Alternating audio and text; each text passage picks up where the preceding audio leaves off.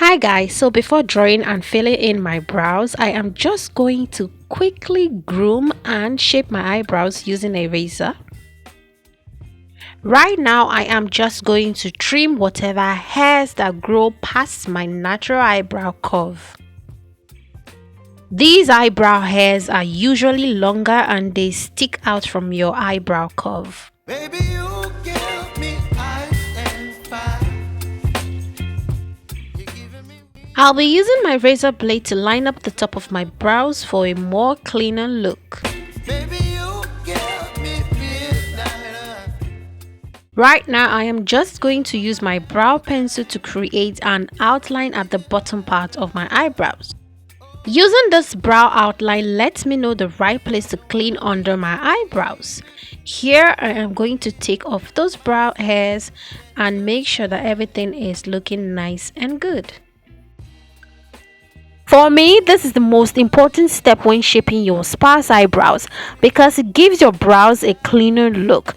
These brow hair are not going to disappear even after using a concealer to define under your brows. So for a cleaner look, you want to make sure you remove the bottom part. I am just going to remove the hairs in between my brows in the middle.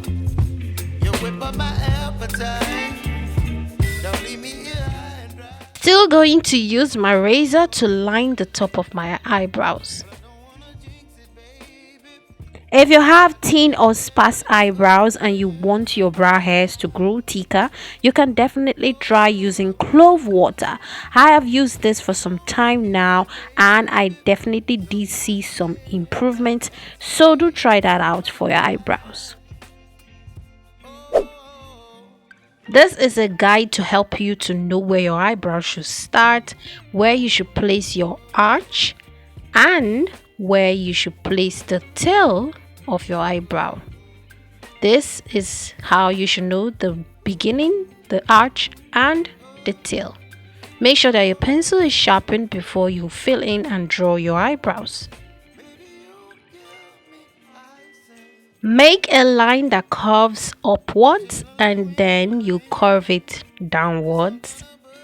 You start from the middle part of the top brows and then you create your arch in the middle and then you connect the two lines together and make sure that the end is very thin. This is the end of your brows. I sharpen my pencil again and then I am going to create hair-like strokes. I am just going to make sure they go upwards, creating hair-like strokes.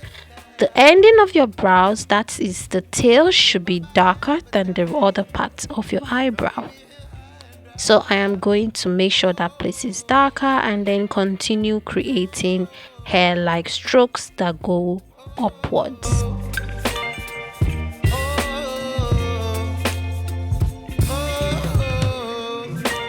Brush up your brows upwards again to blend in the product.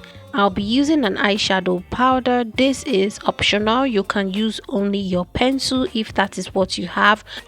Using a powder helps give a more natural look to your brows and it also fills in the spot where your pencil couldn't get into. And then I am going to clean up my brows and define my eyebrow using a concealer or a foundation. But I like to use a brow powder or an eyeshadow powder just to make sure that my eyebrows last longer.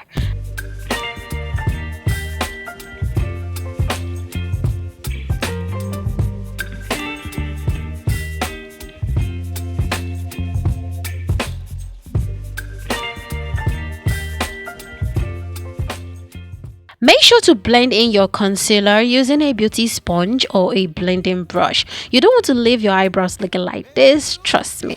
This is how your eyebrows should look like after shaping your brows with a razor blade, filling it in with a pencil and powder. Don't forget to give this video a thumbs up if you found it helpful. Leave down your questions and your comments and subscribe if you are not yet a subscriber. Thanks for watching. Don't leave me high and dry. Oh.